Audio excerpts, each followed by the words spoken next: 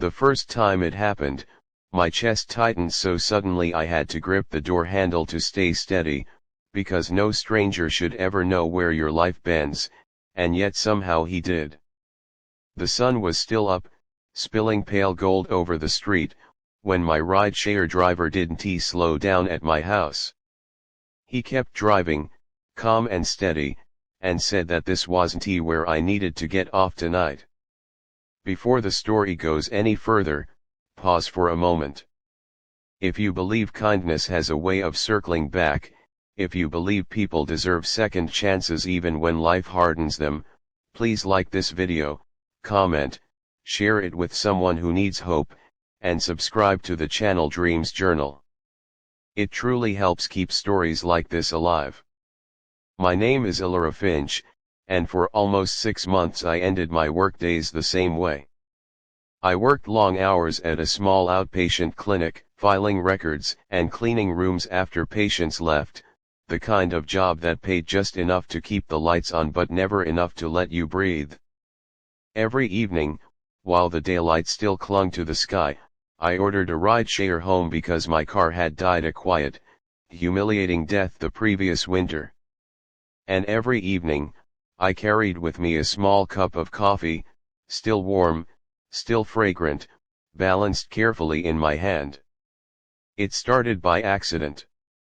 One afternoon, I bought an extra coffee by habit, thinking of my sister who used to meet me after work before she moved away.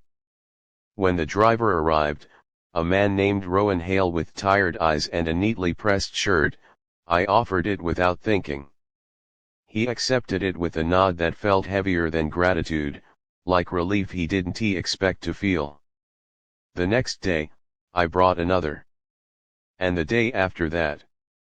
It became routine, as ordinary as buckling my seat belt. Rowan never talked much.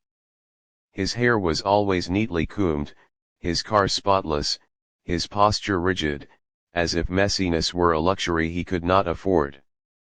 I noticed small things over time, the way his shoulders loosened after the first sip of coffee, the faint tremor in his hands when he passed me the receipt, the way he always drove during daylight hours only.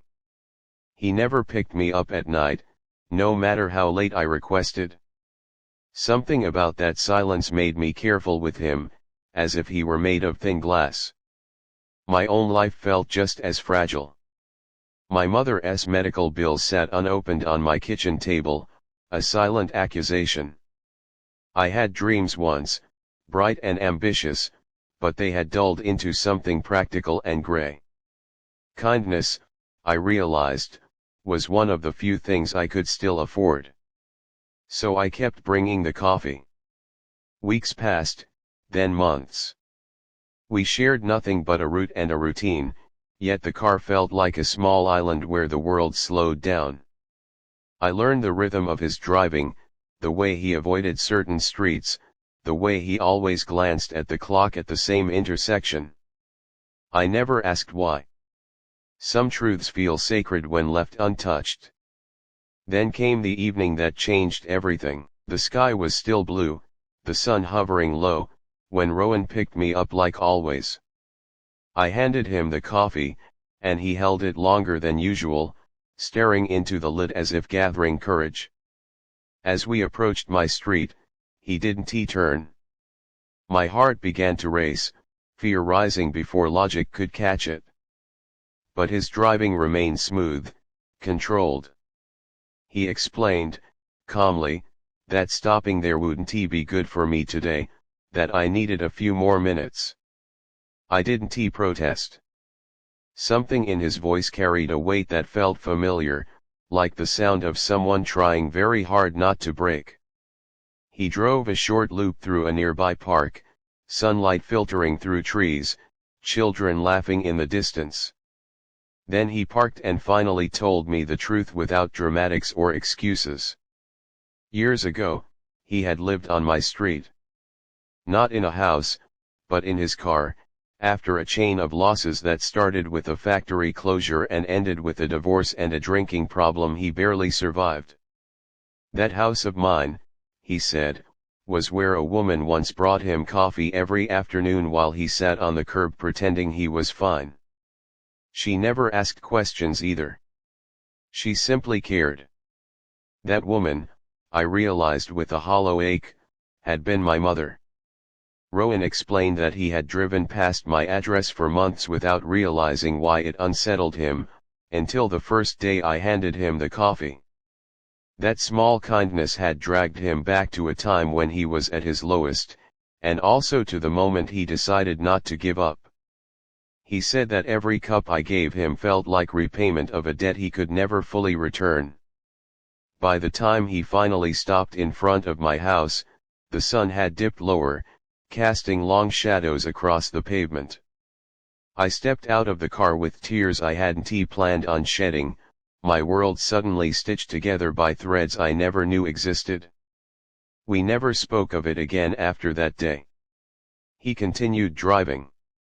I continued bringing coffee. But something between us had shifted from habit to meaning.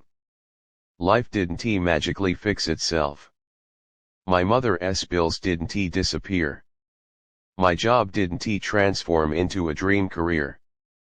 But kindness, I learned, doesn't need applause or endings wrapped in ribbons. Sometimes it just needs to exist, quietly passing from one broken hand to another, waiting to be recognized years later. If this story touched something tender in you, if it reminded you of a kindness you gave or received when it mattered most, please take a moment to like this video, comment, and share it with someone who might need it today. Special request: comment the word coffee if you believe small kindnesses can change entire lives. Because somewhere, in broad daylight, someone is holding on because of something you did without thinking, and that might be the most powerful story of all.